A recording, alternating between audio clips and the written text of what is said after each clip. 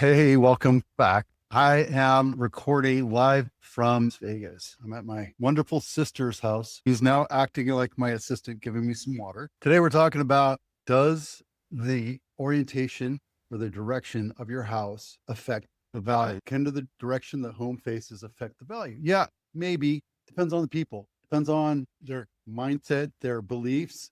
Yeah, absolutely it can. My argument is if you price it correctly, your house is going to sell for what the value is, not the direction it sits.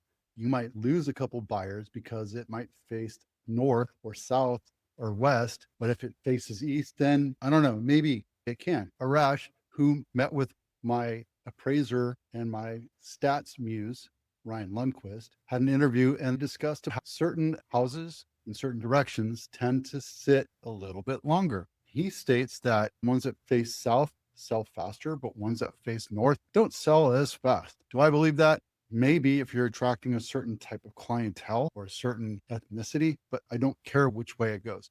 That's all into the belief of feng shui and all this other stuff. Does it work? Yeah, I understand it. I'm versed in it. I understand the mindset behind it. But here's the thing. For me, a house, I want to face west or east or north.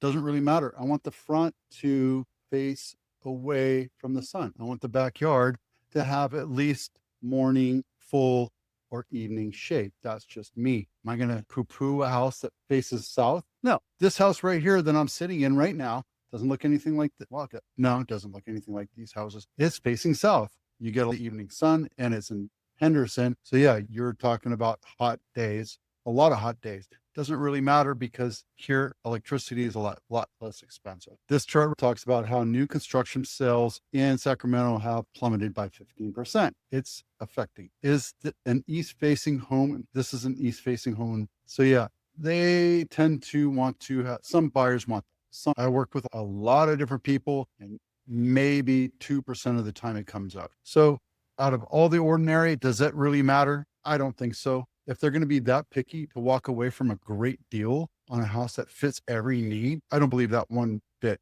Home purchases are getting canceled at a record rate. It's true. I've seen it. It's happening to a lot of my clients. People are getting skittish. They're afraid of what the media is telling you. They're afraid that the economy is going to collapse. They're afraid that their job might go away. They're afraid that housing prices might plummet. And I doubt that will happen. All sorts of stuff can happen. You have to move forward on it. What happens if you buy today a house that's worth $1 million and tomorrow it's worth 800,000? Like, hold it until it's worth 1.2. It's not the short-term gain that wins. It's the long-term gain that wins.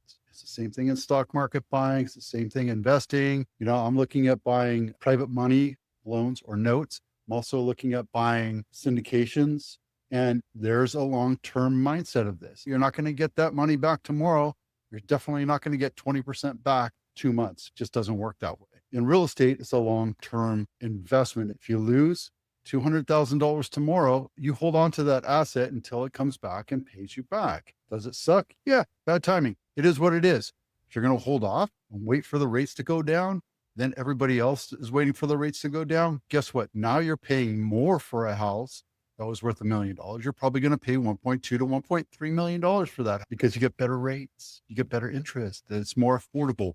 Yep, I get it. But people that are sitting on the fence waiting for the rate to come down will ultimately lose because they're paying more for an asset, house, a car, or whatever, when rates come down. Delinquency rates, this is adjusted to April of this year. We're not seeing a lot of that happen in San Jose, Silicon Valley, California. We are seeing some homes in the Dallas-Fort Worth area. We're seeing it happen in San Antonio and Austin. We're seeing it happen here in Vegas. There's a rumbling of these or pre-foreclosures happening here. So could it happen in California? Absolutely. There's a lot of people that have a lot of money tied up into their homes that might lose their job. The number of foreclosures happening in California are minimal compared to what happened in 2008 to 2010. I sold a lot of bank-owned properties back then, and I can tell you that there's more equity in these homes today, and we don't have those toxic loans. Absolutely. POFIS is coming next year, and one slight miscalculation would mean that our entire world gets destroyed, and then we won't have to worry about this anymore. At least you have a nice place to live until that happens. That's the way I'm looking at it. San Jose, we voted Proposition E back in 2020, and now, as of last July, a couple months ago, we increased it from $2 million to $2.3 million. This is great for homes that are hedging up at $2 million. Buyers are free to go above that margin line, that median price, that brick wall we're waiting for buyers to jump into. For years, I've been showing you charts about how San Jose was hurt by this measure because the median price was below $2 million. At that point, it was preventing it from going higher, like other cities in Santa Clara County. So this is actually a good thing. I think it needs to be 2.5 though. That's my thought. I'm not a politician, so don't ask me how that works. Cupertino House of the Week, not my listing. Stocklemere Court.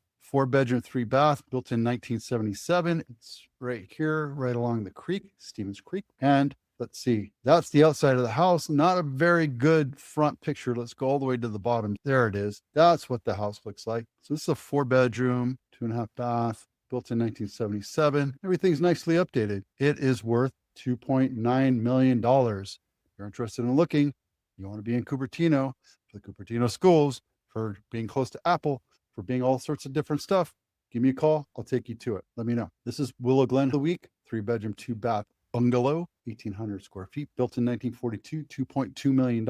And it is walking distance to Lincoln Ave. Why I picked it. Let's take a look inside.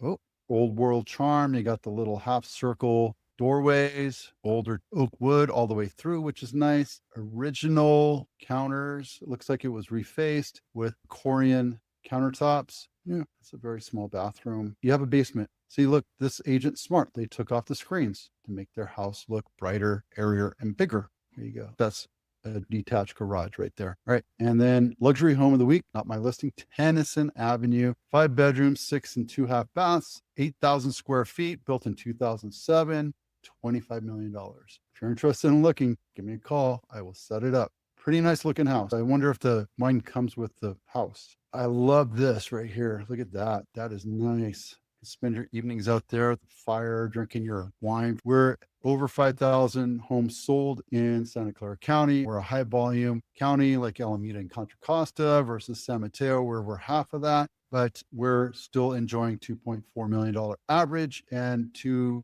million median price, whereas Blossom Valley is 1.5 million median price and 1.574 or $1.575 million average sales price. So if you're looking for a good affordable home close to high paying jobs, high tech jobs, Blossom Valley is the place to be. However, you have to be smart about your pricing. If you overprice it, you're going to walk buyers away and be frustrated with your agent, buyers, and lack of feedback. And I tell you this over and over again, you get one shot with every buyer that comes through their door. The curb appeal needs to be nice. It has to look nice. It has to look fresh and freshly painted. If you're pricing it high, it better have a nice kitchen. It better have air conditioning. It better not have a shitty roof. And the pool needs